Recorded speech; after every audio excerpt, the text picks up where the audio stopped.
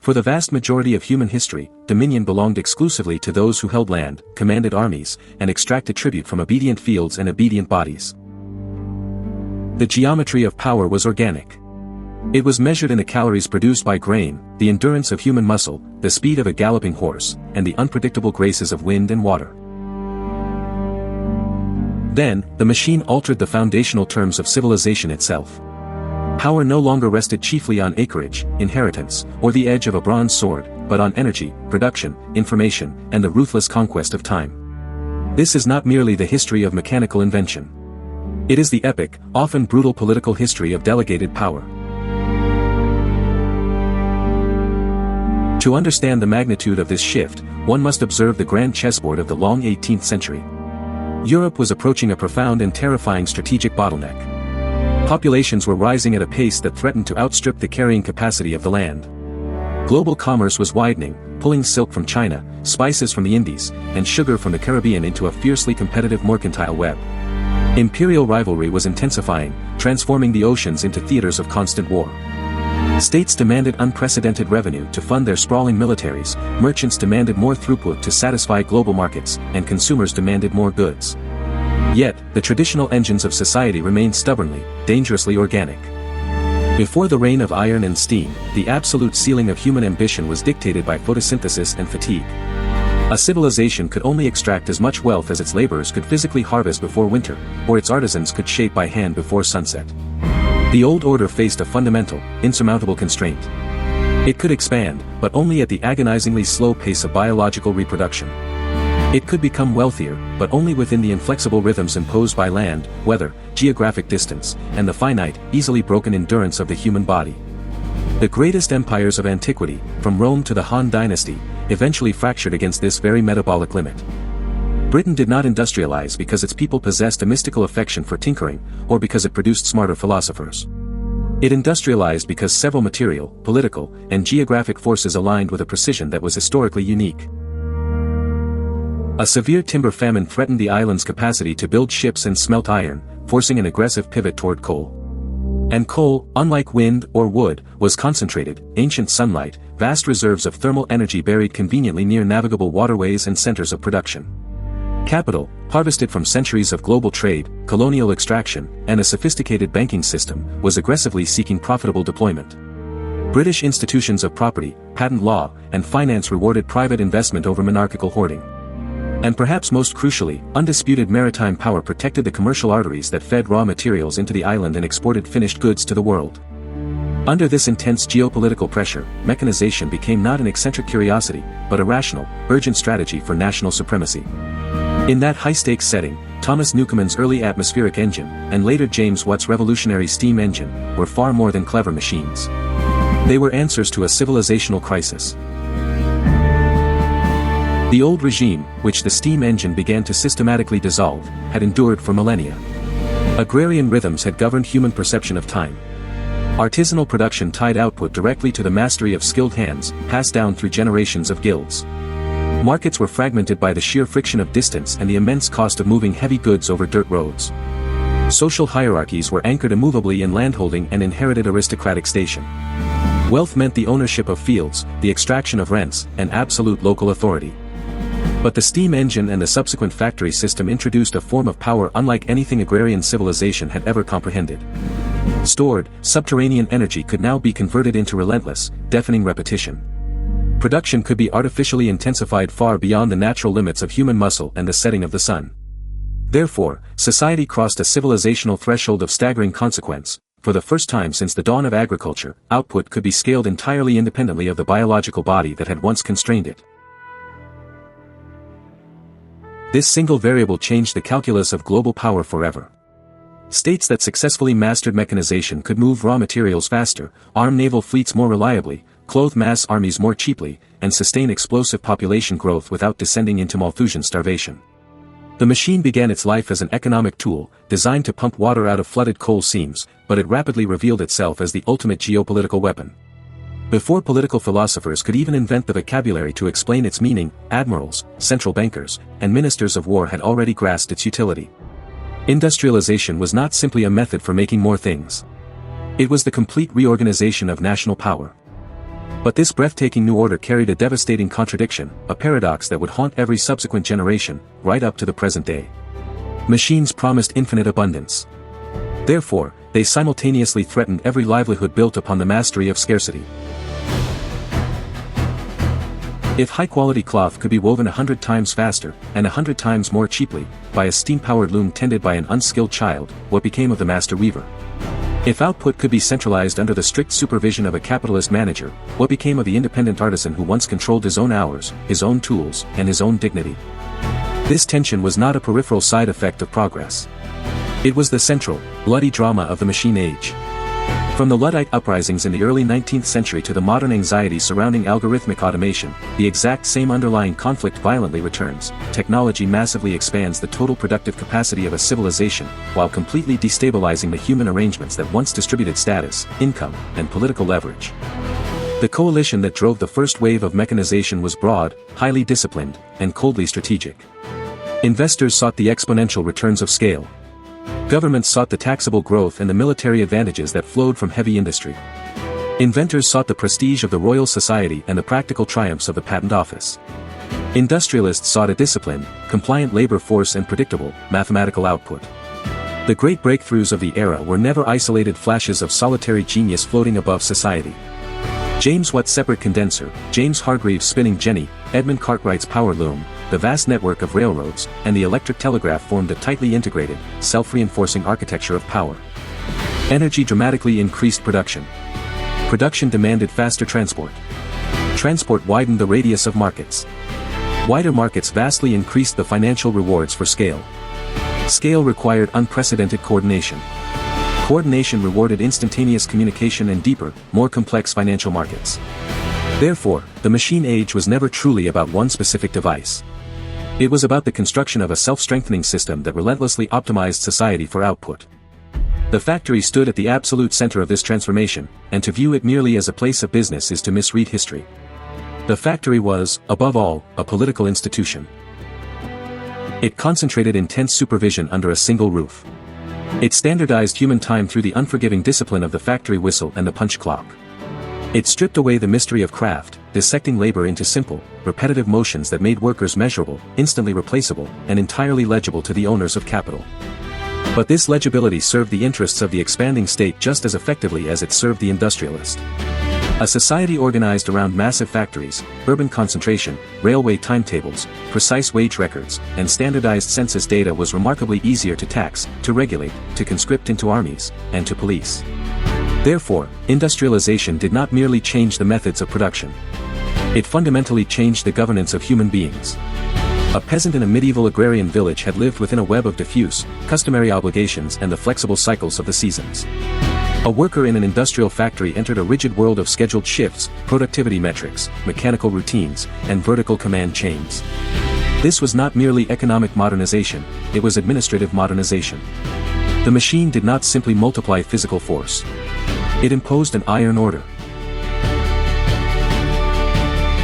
It is here, in the shadows of the dark satanic mills, that the Luddites must re-enter the historical narrative with unusual clarity. For 2 centuries, posterity has caricatured them as backwards fools, enemies of progress, simple-minded men raging pointlessly against the inevitable dawn of the future. But history is far more exacting, and far more tragic, than the propaganda written by the victors.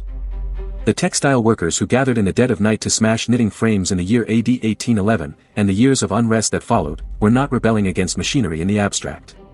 They were highly skilled, politically aware artisans who were resisting a new political order in which machines had been weaponized by capital to strip bargaining power from labor. Their violent revolt was directed specifically at factory owners who were using new technology to deliberately bypass traditional labor practices, dissolve older legal protections, and lower wages to starvation levels. Therefore, the breaking of the frames was not an act of primitive irrationality. It was a calculated, sophisticated negotiation tactic, conducted through the destruction of capital property, in an era when the institutional channels for justice, parliament, the courts, the press, were entirely hostile to the working class. The British state recognized this threat to the capitalist order immediately, and its response was ruthless. At the height of the Luddite rebellion, the British government deployed more soldiers to occupy the rebellious counties of Yorkshire and Lancashire than it had sent to fight Napoleon's armies on the Iberian Peninsula. Smashing a machine was made a capital offense, punishable by the hangman's noose. The lesson of the Luddites is profound and enduring. people rarely revolt against tools alone. They revolt when the distribution of power changes far faster than the distribution of justice. They revolt when elites use new technologies to rewrite the social contract without the consent of the governed. Even as mechanization violently transformed physical labor, it was already laying the groundwork to transform human thought. One of the most significant, yet overlooked, turns in the history of machines emerged directly from the textile industry itself. In the early 19th century, a French weaver named Joseph-Marie Jacquard perfected a loom that used a series of stiff pasteboard punch cards to automatically encode complex weaving patterns. On the surface, this was merely a commercial solution to a manufacturing problem, a way to weave intricate silks faster to satisfy the demands of the aristocracy. But hidden within the wooden gears of the Jacquard loom was a conceptual revolution of earth-shattering proportions. The loom demonstrated that instructions could be abstracted. A process could be stored outside the human mind, translated into a physical medium, fed into a mechanical system, and repeated flawlessly without human intervention. A loom had revealed that physical action could be governed by code. Therefore, the intellectual road from weaving fabrics to writing software was vastly shorter than it first appeared. The brilliant English polymath Charles Babbage saw further down this road than any of his contemporaries. Frustrated by the constant, dangerous errors in hand-calculated astronomical and navigational tables, Babbage conceived of the difference engine, and later, in AD 1837, the analytical engine. He advanced the radical idea that machinery might be designed to manipulate abstract symbols according to formal, logical instructions, rather than merely producing material goods or crunching basic arithmetic. It was Ada Lovelace, writing her visionary notes in AD 1843, who grasped the deepest implications of Babbage's design with astonishing foresight. She realized that if symbols fed into a machine could represent more than just numbers, if they could represent musical notes, or letters, or logical propositions, then machines might operate on patterns that touched the realm of human creativity and reasoning. This was a monumental leap. It was no longer only about replacing the hand of the weaver or the muscle of the miner. It was about externalizing procedure itself. In that singular realization lay the distant, brilliant prehistory of modern computation and artificial intelligence. But history does not operate on a clean, straight trajectory from visionary theory to technological fulfillment. Technologies matured unevenly. The grand visions of Babbage died in a tangle of funding disputes and engineering limitations. Societies adopted innovations not according to pure logic, but according to commercial incentives, geopolitical fears, and institutional capacity. By the late 19th and early 20th centuries, however, the logic of mechanization had fully fused with the ambitions of global empire and the structures of modern bureaucracy. The American system of manufacturing proved that standardized, interchangeable parts allowed for the creation of massive, identical systems. Frederick Winslow Taylor pioneered scientific management, a philosophy that sought to dissect human labor into tiny, measurable, perfectly optimized motions, effectively treating the worker as a faulty biological component in a larger machine. Mass production, perfected by figures like Henry Ford, turned raw quantity into a supreme strategic principle. None of this was neutral, objective efficiency. It was a deliberate, highly successful method for scaling obedience, maximizing output, and cementing managerial control. The machine age reached its formidable maturity when political and economic elites learned to treat human society itself as a vast industrial process to be ruthlessly optimized. Empires utilized vast networks of railways, electric telegraphs, and armor-plated steamships to compress geographic distance and tighten their administrative rule over sprawling global territories. Bureaucracies utilized filing cabinets, standardized records, vital statistics, and mechanical tabulators to render vast, diverse populations increasingly legible, predictable, and taxable. Industrial corporations utilized double-entry accounting, synchronized timetables, and strict supervisory hierarchies to govern workers in unprecedented numbers. Therefore, the advent of modernity was not merely the expansion of democratic freedom through the miracle of technology. It was equally, if not more so, the massive expansion of centralized managerial power through the implementation of systems. This dual, inherently contradictory character of the machine age constantly escapes both simplistic celebration and simplistic condemnation. It undeniably liberated millions from ancient, grinding scarcity. It collapsed the distances between continents. It cured diseases and lengthened lifespans. But it also concentrated immense, unaccountable authority in institutions that could operate at a scale no medieval village, no artisanal guild, and no feudal manor had ever dared approach.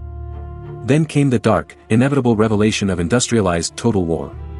From the outbreak of the First World War in AD 1914 to the nuclear ashes of AD 1945, industrial civilization discovered the absolute darkest truth hidden inside its own triumphant success. The exact same administrative and mechanical systems that could mass-produce textiles, household appliances, and railway infrastructure could also be perfectly tuned to mass-produce artillery shells, repeating rifles, armored tanks, strategic bombers, logistics chains, surveillance architectures, and millions of human corpses. War abruptly ceased to be merely a clash of brave armies led by heroic commanders executing brilliant tactical maneuvers on an open field. It devolved into a horrific, grinding contest of sheer industrial metabolism. The ultimate victor would not necessarily be the most courageous, but the society that could mine the most coal, forge the most steel, refine the most crude oil, train the most technicians, move the most material across oceans, and replace its catastrophic losses faster than the enemy. Therefore, the modern battlefield could no longer be understood or managed apart from the factory floor, the railway timetable, the government procurement office, and the university research laboratory. The First World War revealed this new reality with terrifying brutality. European armies marched into the conflict blinded by romantic assumptions inherited from older, aristocratic eras of warfare. But massed industrial firepower, the Maxim gun, the heavy siege howitzer, poison gas, shredded those romantic assumptions, and the flesh of a generation, with merciless, mechanical efficiency. Political and military elites had eagerly embraced the capacity of the machine to project power, without fully grasping its tactical realities or its devastating moral consequences. Therefore, millions of young men died in a nightmarish environment where industrial output and strategic imagination had become tragically misaligned. The machine had amplified the capacity for destruction far faster than human institutions had learned to govern it wisely. Between the two world wars, states did not retreat from this terrifying logic, they doubled down on it. Centralized planning intensified. Administrative state systems expanded their reach into everyday life. Mass politics fully fused with mass communication, utilizing the radio and the motion picture to engineer consent and mobilize populations on a staggering scale. Then, the Second World War brought the industrial state to its absolute, terrifying culmination. War was no longer fought merely on the map, it was fought on the ledger. Production lines turning out Liberty ships, logistics networks spanning the Atlantic and Pacific, sophisticated cryptographic code systems, sprawling intelligence bureaus, and secret scientific laboratories became just as strategically decisive as the generals commanding the front lines. Crucially, this era of total, existential mobilization created a new, unbearable pressure that would finally drive the concept of computation out of the realm of theoretical mathematics and into the realm of urgent geopolitical necessity. Ballistics demanded faster, more accurate calculation for artillery trajectories than rooms full of human clerks could possibly deliver. The intelligence war demanded systematic, high-speed pattern recognition to crack the enormous volumes of encrypted traffic generated by the German Enigma and Lorenz machines. Census management, operations research, global logistics planning, and the incredibly complex physics required by the Manhattan Project all imposed cognitive demands that utterly exceeded traditional human bureaucratic methods. Therefore, the electronic computer did not emerge in the AD 1940s as an idle academic toy, or a consumer convenience. It emerged as a desperate response to strategic overload. Civilization had generated vastly more information, far more variables, and infinitely more urgency than manual human methods could reliably or safely process. The machine was now being explicitly summoned to assist humanity not only with the lifting of heavy stones, but with the heavy lifting of thought. This was the great pivot of the 20th century. In the factory age, machines replaced, amplified, or disciplined bodily labor. In the dawning computer age, machines began actively absorbing the clerical, mathematical, and analytical functions that had long been treated as the exclusive domain of the human mind. This marks the true strategic break in modern history. Once a civilization crosses the Rubicon of delegating judgment-adjacent tasks to engineered systems, the very boundary between what is a tool and what is an institution begins to profoundly blur. The sequence of this delegation unfolded rapidly over mere decades, driven by the relentless pressures of the Cold War.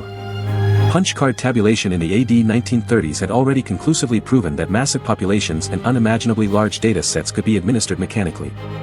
Early electromechanical systems expanded that principle. Wartime code-breaking at Bletchley Park vastly accelerated the design of faster, more flexible machines. The massive electronic computers of the AD 1940s, like ENIAC, transformed the speed and scale of calculation. But it was Alan Turing who provided the ultimate theoretical revolution. Turing formalized the concept that computation itself could be generalized. A single machine, properly instructed, could simulate any other machine. Therefore, the computer was no longer a specialized tool tied to one specific, physical task. It was a universal framework. It was a machine that could become anything its code commanded it to be. The Dartmouth Conference in AD 1956 gave a bold new name to this expanding frontier: artificial intelligence.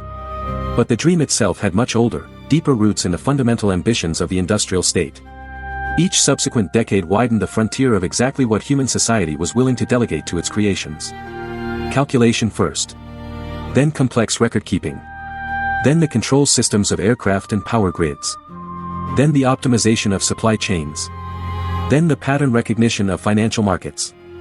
Then, finally, language-like interaction and visual generation. Progress in this domain was never smooth. Inflated rhetorical hopes routinely produced crushing technical disappointment. AI winters followed summers of exuberant funding. But the long, macroscopic trend remained unmistakable and unyielding. Institutions kept investing billions of dollars because the strategic rewards of mastering machine intelligence were simply too catastrophic to forfeit to a rival. Here, the hidden protagonist of the entire industrial and digital story becomes clearly visible: institutions. Governments ruthlessly funded machine intelligence because the power of prediction and coordination could yield absolute strategic supremacy in a nuclear age. Militaries funded it because faster data analysis could decide the outcome of battles before the first shot was fired. Universities pursued it because the convergence of state defense funding and scientific prestige was irresistible. And eventually, vast multinational corporations accelerated it because automation, algorithmic recommendation, and the micro-optimization of human attention promised historically extraordinary profits. Therefore, artificial intelligence did not slowly appear because human civilization became philosophically obsessed with the creation of synthetic minds. It emerged largely because organized power relentlessly sought new methods to outpace its own structural limits. The historical continuity with the age of steam power is profound, and highly revealing. In both cases, society confronted a paralyzing bottleneck, first physical, then cognitive. In both cases, elites eagerly turned to revolutionary machinery to shatter that bottleneck. And in both cases, the massive, immediate economic and military gains totally obscured the long, destabilizing political aftershocks. And this is precisely where one of history's greatest, most dangerous recurring blunders must be named with absolute precision. Elites, time and time again, treat machines purely as technical solutions to immediate problems, while willfully neglecting the political aftermath of their deployment. 19th-century industrial owners eagerly embraced power looms and steam engines, willfully underestimating the social dislocation, poverty, and violent radicalization they would cause among the working class. 20th-century administrators embraced massive systems of scale and scientific management, underestimating the brittleness of those systems and the psychological alienation of the individual. In the 21st century, digital platforms eagerly embraced the power of the algorithm to maximize engagement, drastically underestimating the temptations of mass surveillance, the extreme distortion of public information, and the rapid, catastrophic decline of civic trust. Therefore, we see the tragic rhythm of modernity: each wave of mechanization successfully solves one systemic problem, only to create another problem at a vastly higher level of complexity and danger. The result is a cycle of recurring, systemic unrest. The names of the technologies change. The underlying pattern does not. Yesterday, the grievance was the violent destruction of artisanal bargaining power by the factory owner. Today, the grievance may be the rise of precarious gig labor, the relentless extraction of personal data, the algorithmic manipulation of human attention, or the unprecedented concentration of computational and financial resources in the hands of a few private corporations and opaque state security apparatuses. But beneath all these modern variations lies the exact same structural drama that played out in the textile mills of Yorkshire. A radically new tool fundamentally alters the distribution of power in society, long before the law, the culture, and the ethics of that society have had time to catch up. The breakthroughs that occurred after AD 2012 in the field of machine learning marked a fresh, dizzying acceleration of this historical process. Statistical systems, trained on immensely vast oceans of data scraped from the internet, began achieving astonishing results in domains once considered stubbornly resistant to automation. But the true significance of these breakthroughs was not merely their technical accuracy in narrow, specific tasks. The profound significance was psychological. For the first time, human society began to witness machines performing acts intimately associated with recognition, intuition, prediction, and adaptation. Then, after AD 2022, the explosion of generative AI crossed yet another profound threshold. Systems could now fluently produce language, render highly complex images, write functional software code, and synthesize outputs that directly enter domains once fiercely guarded as the exclusive expressions of uniquely human judgment and creativity. The machine no longer seemed confined to the visible, comforting realm of mechanical repetition. It had fully infiltrated the symbolic terrain. It had entered the realm of meaning. This matters deeply, because human societies react not only to what machines practically do, but to what they appear to become. Steam engines radically transformed physical labor decades before ordinary people had the vocabulary to describe the phenomenon of industrial capitalism. Today, artificial intelligence is radically transforming the global information and decision-making environment, long before our political institutions have established stable doctrines of accountability, truth, and liability. Therefore, societal anxiety is rising not simply because specific jobs may change or disappear, but because the very concept of institutional legitimacy feels violently unsettled. If a proprietary recommendation engine invisibly shapes the political attention of billions, if an automated algorithmic system quietly filters economic opportunity and credit, if a large language model drafts critical legal analysis, diagnoses medical patterns, or influences strategic military choices, then who, precisely, is truly exercising judgment? The question is not a matter for science fiction. It is arguably the most urgent political question of our time. It cuts straight to the core of sovereignty in modern society. The macro consequences of the two-century machine age are truly staggering to behold. Mechanization created unprecedented, unimaginable prosperity across many regions of the globe. It doubled human life expectancy. It expanded access to goods, medicine, and knowledge that would have been unimaginable magic for the wealthiest kings of antiquity. It connected isolated continents in a dense, humming web of trade, communication, and cultural exchange. But every single civilizational gain carried immense shadow costs. Capital concentrated to unprecedented degrees. Ancient communities and ways of life were permanently destabilized or erased. Warfare was industrialized to the point of risking planetary annihilation. And most recently, human attention and human behavior itself became raw resources, actively harvested and manipulated by automated systems. The reliance on vast, interconnected technical infrastructures grew deeper and more precarious with each passing generation. Therefore, every massive increase in our productive and computational power intensified the absolute necessity for political wisdom. Yet, historically, that wisdom has almost always lagged dangerously behind invention. This is perhaps the deepest, most vital lesson to be drawn across the entire sweeping arc from the steam engine to artificial intelligence. Machines do not inevitably dominate humanity through conscious rebellion. Rather, societies repeatedly fail to modernize their moral and political institutions as fast as they modernize their tools. The real lag is not technological. The real lag is constitutional, educational, and psychological. Laws arrive decades late to regulate new monopolies. Schools continue to train generations for economies that are already disappearing into the archives of history. Cultural norms struggle desperately to define what human dignity means under radically new material conditions. Political systems, built for the slower tempos of the 18th and 19th centuries, are completely overwhelmed by technologies that move at industrial, and now digital, speed. Therefore, the crises so often attributed simply to technology or machines are, at their root, crises of human governance, crises of institutional adaptation, and crises of political courage. Human nature sits squarely at the center of this story. Civilization builds grand systems in an attempt to eliminate uncertainty and conquer nature.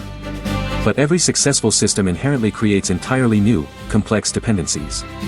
The machine triumphantly solves the problem of scarcity, yet it creates a terrifying vulnerability to systemic disruption.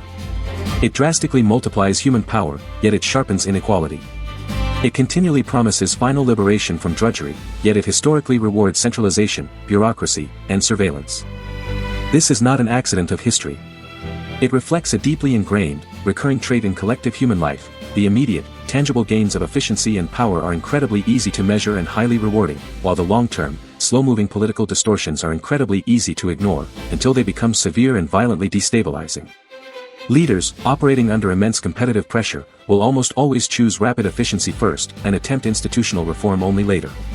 But later almost always arrives amid deep social unrest. That exact pattern defined the upheaval of the 19th century. It defined the catastrophic age of total war in the 20th century. It defined the unchecked rise of digital platform monopolies. And it absolutely defines the dawn of the artificial intelligence era today. If the steam engine reorganized physical labor, and the electronic computer reorganized information, then artificial intelligence represents the ultimate frontier. It threatens to reorganize decision-making itself. That is the supreme strategic issue of the 21st century. The central question is not whether machines will become human in some theatrical, philosophical sense, but whether human societies possess the wisdom and the willpower to remain politically sovereign over the massive intelligence infrastructures they are so rapidly constructing. The decisive contest of the coming decades will likely not be a cinematic battle of man versus machine. It will be a grueling, systemic contest of institution versus institution, democratic accountability fighting against opaque, private concentration, public legitimacy fighting against the myth of technical inevitability, and the slow, deliberate exercise of civic judgment fighting against the relentless, automated momentum of the algorithm. The historical verdict, then, is severe but immensely clarifying. The Industrial Revolution did not merely launch an age of clever gadgets and faster travel. It fundamentally broke the old world by permanently changing the location of power. Raw land mattered less than extracted energy. Generational craft mattered less than industrial scale. Local, embedded knowledge mattered less than massive system coordination. Human physical labor ceased to be the sole, sacred engine of economic output, and therefore human beings themselves entered a new, deeply unsettling category. They were no longer merely the subjects of human history, but variables within vast productive systems. The true cost of this transition was never only measured in the black smoke over Manchester, the brutal conditions of the factory floor, or the economic displacement of the artisan. The true cost was measured in the recurring, desperate political struggle to preserve human dignity within architectures that were designed exclusively for efficiency. The modern mirror is impossible to avoid. Contemporary society lives completely inside the matured, inescapable logic first unleashed when steam shattered the agrarian limits. The exact same historical hunger to outpace constraint now drives the construction of hyperscale cloud infrastructures, billion-parameter predictive models, automated social platforms, and generative AI systems. The exact same historical temptations remain acutely visible: centralize control, celebrate pure efficiency, postpone justice, and blindly assume that social adaptation will somehow magically occur on its own. But history offers no such comfort to the complacent. Tools do not distribute their benefits fairly by default. Power does not decentralize itself out of a sense of gratitude or moral obligation. Institutions do not spontaneously become wise merely because they possess advanced technology. Therefore, the oldest, hardest lesson of the machine age remains the most urgent warning for the future: delegated power, left without fierce political stewardship and moral anchoring, inevitably becomes a supreme threat to the very society it was meant to strengthen. The ultimate legacy question endures, long after the engines cool, the factories rust, and the code compiles. When a civilization learns to delegate its physical labor, then delegates its memory and information, and finally begins to delegate elements of its own judgment, what immutable principle remains sacred enough to prevent efficiency from becoming the final, absolute ruler of human affairs? That question is vastly larger than the factory, larger than the computer, and larger even than artificial intelligence. It is the defining question of our species, whether human power can be infinitely expanded without completely surrendering the human purpose for which that power was sought in the first place.